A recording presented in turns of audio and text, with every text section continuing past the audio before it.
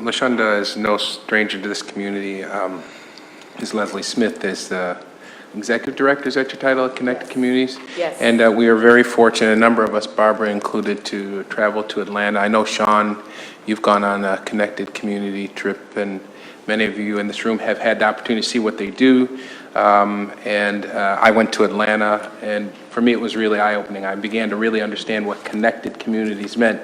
And let me just clarify something, which I know Ms. Leslie Smith will clarify for everyone. They're not here to supplant or replace the educators in this room or at 33 or East High School. They're here sort of, and someone referenced a comment I made earlier on. And indulge me for a moment here, folks. I'm a big movie buff kind of guy. I love the Avengers series, the Marvel Avengers series. There's this character, Samuel L. Jackson, in that series. It's pretty cool. But it's an important analogy. I reject the notion that there's a Superman in this community that can fix all of our problems. But there are a number of heroes, different people in this community have different powers and capacities that when they work together, they can make a difference. Now, okay, Connected Communities is the Samuel L. Jackson. They're a facilitator of people who have expertise in the economic development area, the housing area, and the education area. And they try to get people to work together to impact an entire community. So nobody out there should be thinking they're trying to replace the experts at 33 School or East High School or anybody here at Central Office. So with that introduction, LaShunda, why don't you tell us some more detail about what you're trying to accomplish? Thank you, Commissioner White, and thank you to all of the commissioners and to our superintendent for allowing us to have this opportunity to talk a little bit about the work of Connected Communities. I understand I have about 15 minutes. This could take a long time, so I'll try to be very quick and sort of speed through my presentation. So as Commissioner White expressed, Connected Communities is a connector convener in the neighborhood. Our mission is to break the cycle of poverty and revitalize the Beechwood and Emma neighborhoods. Beth did a great job on that presentation. The 33 School current zone area is just slightly outside of the Beechwood Emma borders. I do have a map that you can see on the slides there. Our community goes from Atlantic Avenue to Bay Street, from Culver to Goodman, and East Main Street is the connecting corridor of our two communities. So we do serve as what one might call a community quarterback, as a convener, a connector, a resource finder, and a community advocate, and that is a part of the reason why we're here talking this evening. We are in the Rochester area in our attempt to implement what's called the Purpose-Built Framework. So many of you may be familiar with Purpose-Built Communities. Purpose-Built Communities is in 18 different communities across the country. Rochester hopes to be the first in New York State, though we're in a little bit of a competition with Syracuse, and we're hoping to beat them because we know that what Rochester needs, Purpose-Built Communities, and that framework offers that. In order to become a purpose-built communities, there's a few components that purpose-built would be looking for. That includes a defined geographic location, and we do have that according to the map that I showed you earlier. A community quarterback, meaning an independent nonprofit whose sole responsibility is to implement this framework. Connected Communities serves as that community quarterback, as well as detailed plans for mixed income housing, cradle to career education, and community wellness. So some might ask why the Beechwood and the Emma neighborhoods.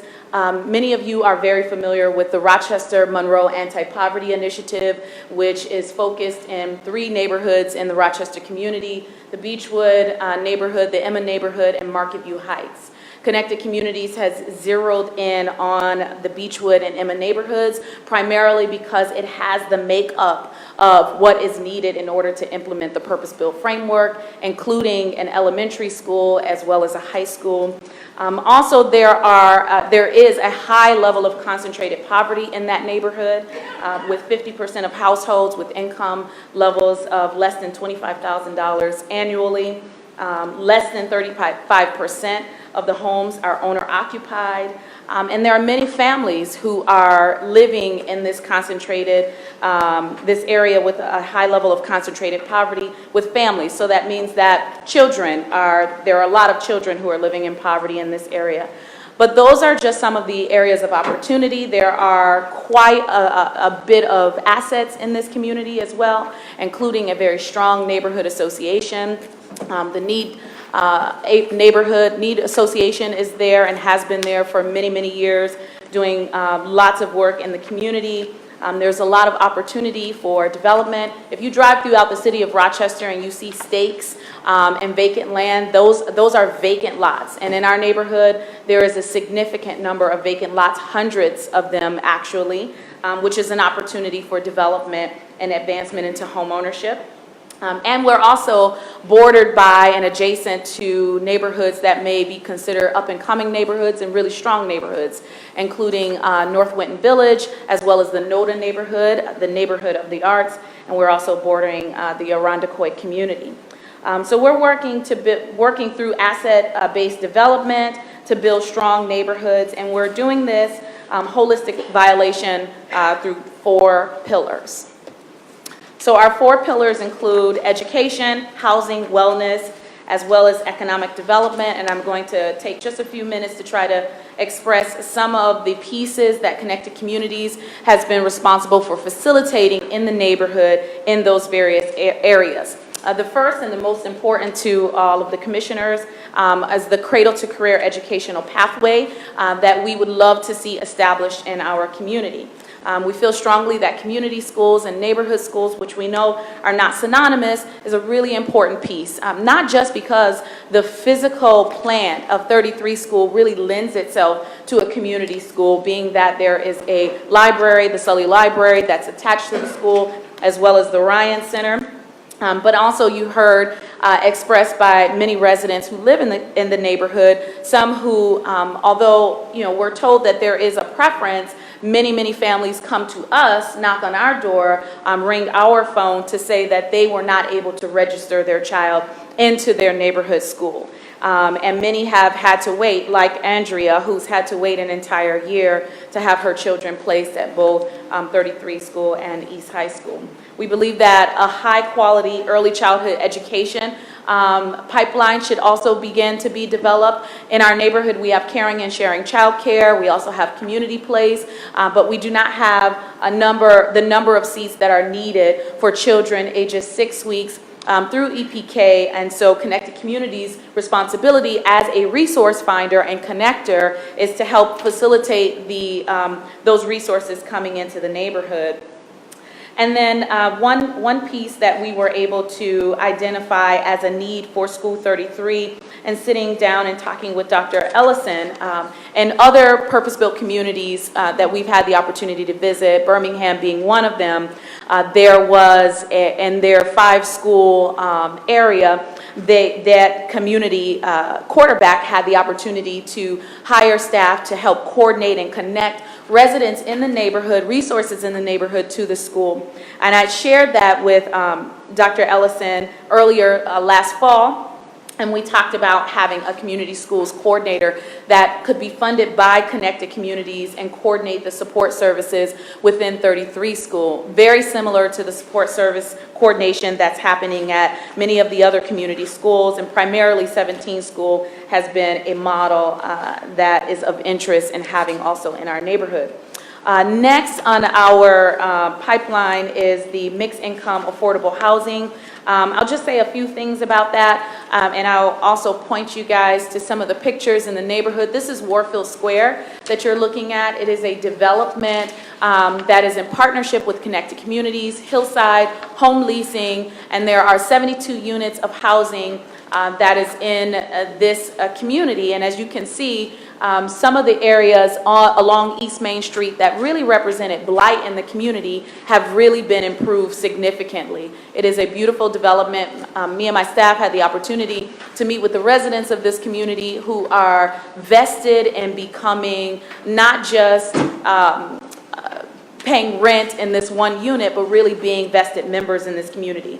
Our goal is to have an increase of 10% of new housing in the neighborhood. That would be about 300 units. We're only a third of the way there with the 72 units, and Connected Communities intends to purchase additional land in the community to do more housing like this. And we've built partnerships with organizations such as the Habitat for Humanity. So again, looking to 17 School as a model, and the Habitat for Humanity homes that have gone up there, and the school, the community school, the neighborhood school transition. It's a real model for the work that we're trying to do in the Beechwood and Emma neighborhoods as well. And here's a last shot of Warfield Square. It also has a cafe which offers opportunity for employment for people in the neighborhood, and not just within Warfield Square as well. And so I'll skip along. I'm going to skip past that. Lastly, I just want to talk a little bit about workforce economic development and really point out the fact that it takes a holistic approach to really lift a neighborhood out of poverty. This is not, we really want the board and the commissioners to understand that this cannot be an insular process, and that we hear all the time that many of our teachers are really burdened with being not just teachers, but also social workers in the classroom. And this is an opportunity for the community to also be brought into the school to help assist with that. Certainly not to take over, is absolutely not a hostile takeover. If you are in the ring and you're fighting and you have somebody who can jump in the ring with you so that you don't get knocked down, I don't know about you, but I would take that opportunity. So workforce economic development is another one of our pillars. One of the things that we've done to really be boots on the ground, I mentioned our MAPI a little bit earlier, the Rochester Monroe Anti-Poverty Initiative. Connected Communities really considers itself the practical application of our MAPI, because we are in the neighborhood knocking on doors. I've personally knocked on hundreds of doors myself. And we really want to bring in residents into this process. So we have hired families who live in the neighborhood to engage in different kinds of door trafficking, foot traffic throughout the neighborhood. We have 4 parent ambassadors that have been hired, 2 of which have children at East High School, 2 have children at 33 School, and they really are our ears on the ground. And a part of the reason why it's been important to have parent ambassadors is not just for the peer action, but because I get a salary to do this work. And we are always saying that more and more neighbors need to be engaged in this work. And so we need to be able to figure out a way to compensate those families who really need the compensation the most to be engaged in that process. And we would love to be able to expand that as well. Also included in that workforce economic development, we've also had a AmeriCorps program last year as well that hired 8 individuals from the neighborhood. We've been working very closely with Own Rochester, Owner Worker Network, which is a cooperative, a group made up of various businesses that hire people from the neighborhood who become owners within these businesses, and we're always promoting employment opportunities in the community. We have essentially, in the 2 years that we've been doing this work, become a contact for many residents when they are going through. I've had people who've lost relatives in the neighborhood who will reach out to Connected Communities to see if there is a resource that we're aware of. It's a very unique resource that we offer in the ability to coordinate. So we're not about silos, and we really do not care who get the credit. It's really about making the connections and ensuring that families have every single thing that they need to be successful and to thrive in that neighborhood. And so I'll wrap this up. Health and wellness is the last pillar. So we do, as I have already mentioned, a significant amount of community engagement.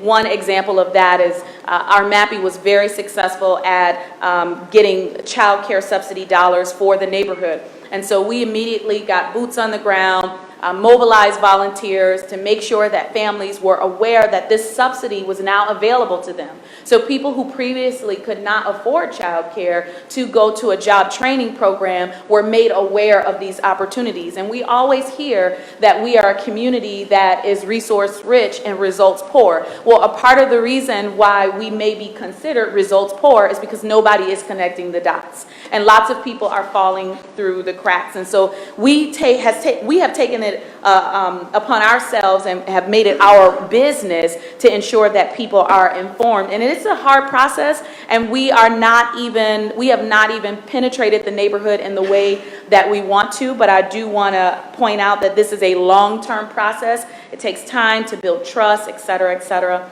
And lastly, we're working with St. John Fisher College right now, and we are engaging in a wellness needs assessment in the neighborhood to determine whether or not there are wrong doors in our neighborhood. And by wrong doors, I mean, are people showing up to a place, being turned away, being sent to another place, et cetera, et cetera. And we want to make sure that, again, we make those connections for families that are living in our neighborhood.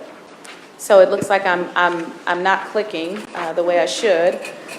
So my apologies for that. I just lastly want to just note that the primary reason for connected communities in this neighborhood is to bridge the gaps and to make sure that there is no wrong door for families to knock on. It is a cross-sector collaboration. It takes a public-private partnership, and that's necessary in order to create neighborhoods where everyone can thrive, and everyone deserves to thrive. It's our responsibility to create pathways to prosperity for the lowest income families, not just for those families who are most engaged. And it is our responsibility to ensure that our residents have a voice to advocate for strong neighborhood schools and for a healthy, sustainable neighborhood. And so I thank you again this evening for listening to our presentation, and I'm happy to answer any questions.